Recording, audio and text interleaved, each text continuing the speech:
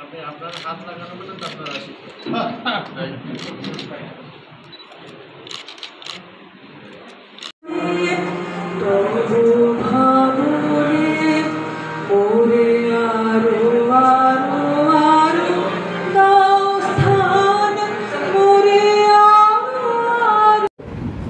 অ্যাটেন্ডেন্টরা বলে, কিন্তু অ্যাটেন্ডেন্টদের বলা আর রিয়েল ইনসিডেন্স একটা বাচ্চার ভিতরে কি ঘটছে, ডেফিনেটলি পেডিয়াট্রিশিয়ানরা ওই তাদের মধ্যে বেশি ডিমান্ড করতে পারে যে আমরা এমন একটা ক্লাসকে ট্রিটমেন্ট করি যারা সব খুলে বলতে পারে না।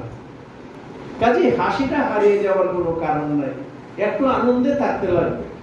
কারণ অনেকেই আছে জীবনের মানে যা যা অ্যাচিভমেন্ট পাওয়ার সবকিছু পেয়ে গেছে, এখন হোয়াট নেক্সট, এরপরে কি আমাদের ভাবতে হবে। এবং আমারও মনে হয় আমি একটা এমন একটা প্রফেশনে ছিলাম, ভালো জায়গায় গিয়ে পৌঁছে গেলাম, কিন্তু আমি ভাবছি শেষ অবধি আর কি, আর কতদূর যাওয়া যায়। আর আমাদের ডাক্তারদের মধ্যে আরেকটা ভাব আছে, যতদিন পর্যন্ত হাতে কলম চলবে, শ্বাস চলবে, ততদিন পর্যন্ত আমাকে রুগী দেখতে হবে এবং পয়সা রুজি করতে হবে।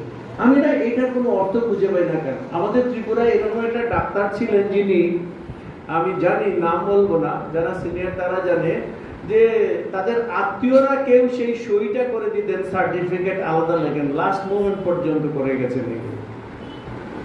তা আমার মনে হয় আমরা এমন একটা ঈশ্বরের দয়া, এমন একটা জায়গায় আছি যে ভীষণ ফরচুনেট।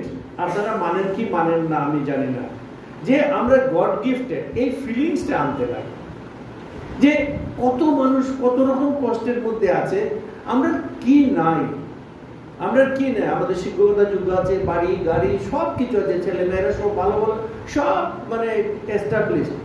এখন যেটা বাকি আছে, যে জিনিসটা আমি ফিল করি এবং যেটা আমাকেও টেনে নিয়ে গেছে পলিটিক্সে, আমি যে অ্যাপলিটিক্যাল ছিলাম কোনো সময় কিরকম নয়, কিন্তু direct politics with a banner.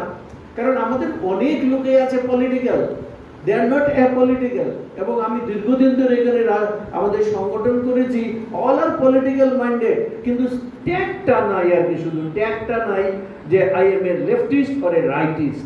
কিন্তু আমরা ট্যাগ না থেকে টেল হয়ে আমরা চিরকাল ঘুরে বেরিয়েছি, আমরা লেজ ধরেছিলাম, অন্য জায়গায় ঘুরেছি, কথাবার্তা ছিল না, কোনো কিছু ছিল না। বিকাশ দা একটু আগে বলছিলেন, বা আমাদের অন্য ডক্টররা বলছিলেন, বহুদিন ধরে মানে পত্রিকা ডক্টরসকে নিয়ে পজিটিভ স্টেটমেন্ট দিচ্ছে, হেলথ সার্ভিস নিয়ে পজিটিভ স্টেটমেন্ট দিচ্ছে।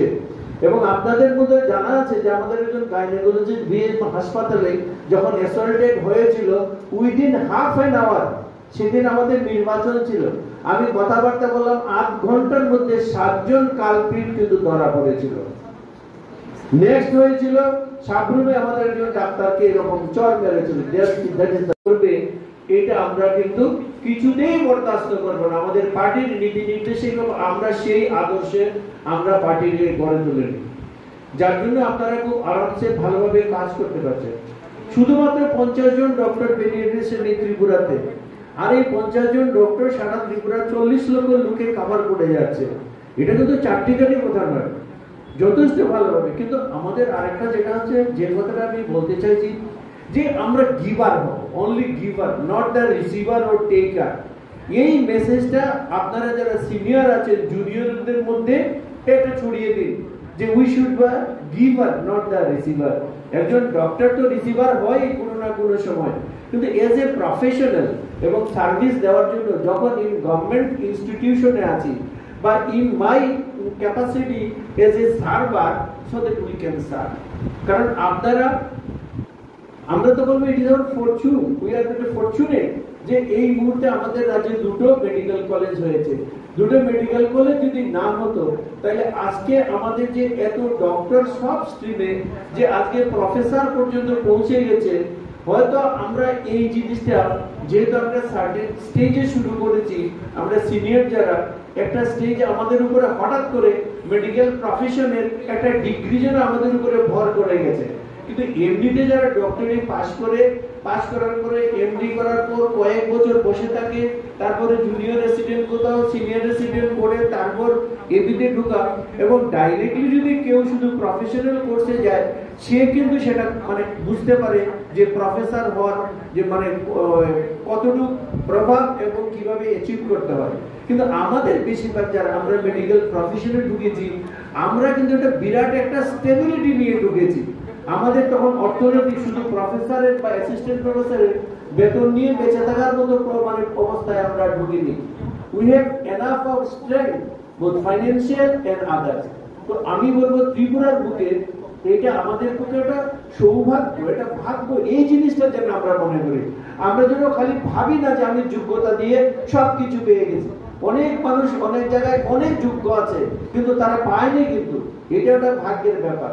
তো ইয়ংদের ক্ষেত্রে আমি বলছি যে তোমরা এইটুকু মনে করো, অনেকে ভাবে যে আমি বোধহয় আমি ব্রিলিয়েন্ট তাই আমি পেয়েছি, কিন্তু আজকে স্কুল থেকে শুরু করে যখন আমরা শুরু করি আমাদের জার্নি, এটা কিন্তু মনে করি না যে আমরা কোথা থেকে উঠে আসলাম। যদি একটা বাগানে গাছ হয় তাহলে আমরা সবাই একটা সমাজের প্রোডাক্ট এরকম ভাবতে হবে। আজকে যে স্কুলে আমি পড়েছি, এটা গভর্নমেন্ট স্কুলে পড়েছি, কোথাও কিন্তু আমি